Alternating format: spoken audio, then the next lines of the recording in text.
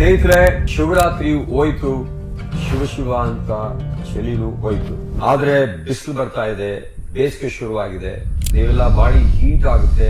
ನಮ್ ಬಾಡಿನ ನಾನು ತಪ್ಪು ಮಾಡ್ಕೋಬೇಕು ಅಂತ ಬೇಕರಿಗಳಿಗೆ ಹೋಗಿ, ಅಂಗಡಿಗಳಿಗೆ ಹೋಗಿ ಇಂಥ ಕಾರ್ಬೋಹೈಡ್ರೇಟೆಡ್ ಡ್ರಿಂಕ್ಸ್ ಕುಡಿತೀರಾ.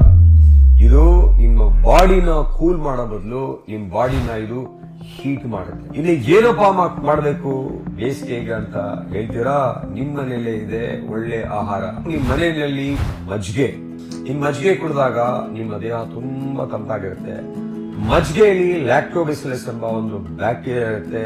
ಆ ಬ್ಯಾಕ್ಟೀರಿಯಾ ನಿಮ್ಮ ಗಟ್ಟು, ನಿಮ್ಮ ಕರಳಿಗೆ ತುಂಬಾ ಒಳ್ಳೆ ಆಹಾರ. ಮಜ್ಜಿಗೆ ಕುಡಿಯುವಾಗ ಆ ಮಜ್ಜಿಗೆಯಲ್ಲಿ ಸ್ವಲ್ಪ ಶುಂಠಿ, ಒಂಚೂರು ಉಪ್ಪು ಮತ್ತೆ ಒಂಚೂರು ಮೆಣಸು, ಇದು ಮೂರು ಮಿಕ್ಸ್ ಮಾಡಿದಾಗ ನಿಮ್ಮ ದೇಹನ ತಂಪು ಮಾಡೋ ಜೊತೆಗೆ ನೀವು ತಿಂದ ಆಹಾರನು ಚೆನ್ನಾಗಿ ಜೀರ್ಣ ಆಗುತ್ತೆ. ಪೈಲ್ಸು, ಫಿಶುಲಾ ಇರೋರು ಸಫರ್ ಮಾಡ್ತಾ ಇರ್ತಾರೆ. ಅವರು ನನ್ನ ಬಾಡಿನ ತಂಪು ಮಾಡ್ಕೋಬೇಕು ಅಂತ ಕೆಲವರು ಹಂದಿ ಮಾಂಸ ತಿನ್ನಕ್ ಹೋಗ್ತಾರೆ. ಹಂದಿ ಮಾಂಸ ತಂಪಲ್ಲ, ಹಂದಿ ಮಾಂಸನು ಹೀಟೆ, ಕೋಳಿನೂ ಹೀಟೆ, ಮಟನ್ ಹೀಟೆ. ಸೊ ಬೇಸಿಗೆನಲ್ಲಿ ತಂಪು ಮಾಡ್ಕೊಳ್ಳಕ್ಕೆ ಕಾರ್ಬೋಹೈಡ್ರೇಟೆಡ್ ಡ್ರಿಂಕ್ಸ್ ಕುಡಿಬೇಡಿ. ಮನೆಯಲ್ಲಿ ಮಜ್ಜಿಗೆ ಇದೆ, ನಿಮ್ಮ ಮನೆಯಲ್ಲಿ ಶುಂಠಿ ಮತ್ತೆ ಮೆಣಸು ಇದೆ, ಉಪ್ಪಿದೆ. ಸೊ ಇದನ್ನ ಮಾಡಿ ನೀವು ಕುಡೀರಿ. ನಿಮ್ಮ ದೇಹ ಚೆನ್ನಾಗಿರುತ್ತೆ, ನಿಮ್ಮ ಆರೋಗ್ಯ ಚೆನ್ನಾಗಿರುತ್ತೆ.